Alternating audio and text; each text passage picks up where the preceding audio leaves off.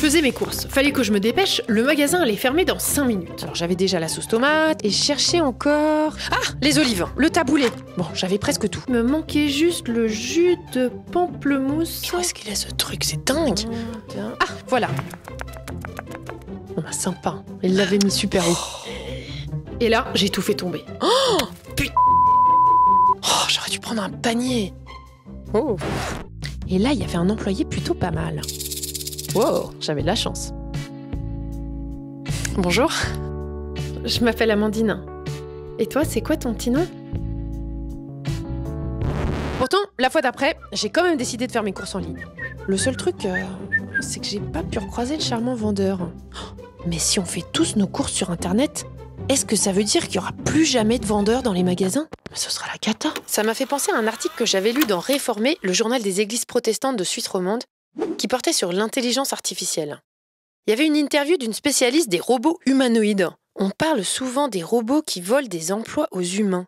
Oh bah zut alors. Est-ce qu'en faisant mes petites courses sur Internet, mon charmant vendeur allait se retrouver au chômage? You look pretty. Can I invite you to dinner? Ouais bah ça méritait d'en savoir plus.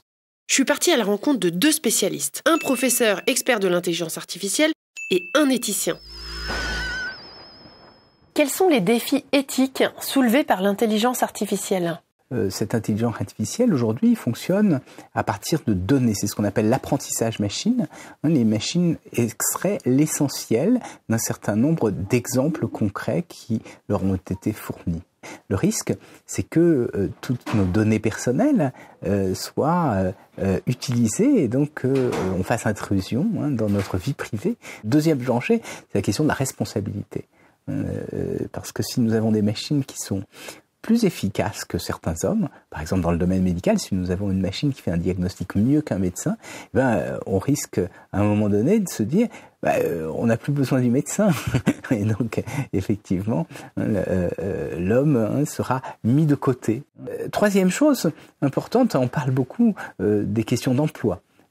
Parce que la machine réalise un certain nombre de tâches, et ces tâches, bien sûr, qui ne sont plus exécutées par les hommes, risquent de transformer un tout petit peu les emplois.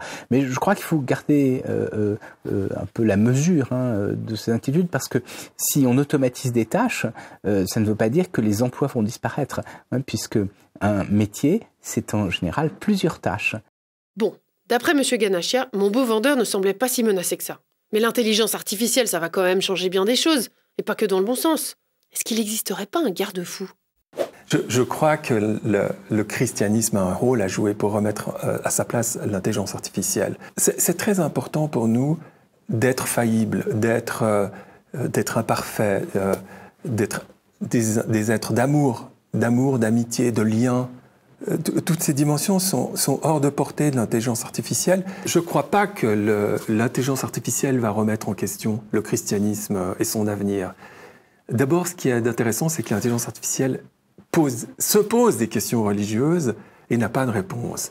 Et le christianisme, là, est quelque chose de tellement plus riche dans les mêmes catégories que ça va apparaître à un moment. Il y a toujours un côté utopique que dans ceux qui promeuvent cette intelligence artificielle, on parle même d'évangélisme de l'intelligence artificielle. Google a des évangélistes. C'est bien plus qu'une nouvelle façon de fonctionner. C'est vraiment un système qui va apporter une solution au monde. Et on voit ces technologies mettre leurs pieds sur le terrain religieux où avant elles n'étaient pas, en promettant des choses comme l'immortalité. Et ça, c'est très nouveau. Donc, l'Église doit se dire, voilà, on a un nouveau rôle à jouer là-dedans, et tout autant un rôle, en tout cas, qu'avant. Disons, on doit encore mieux comprendre qu'avant ce qu'est cette technologie pour pouvoir répondre de manière juste aux questions qu'elle pose aux gens. Dites donc, sacré défi pour le christianisme. J'ai relu mon numéro de Réformé. J'ai tout étudié à fond. J'espère que je suis devenue plus intelligente et avec un peu de chance, c'était pas artificiel.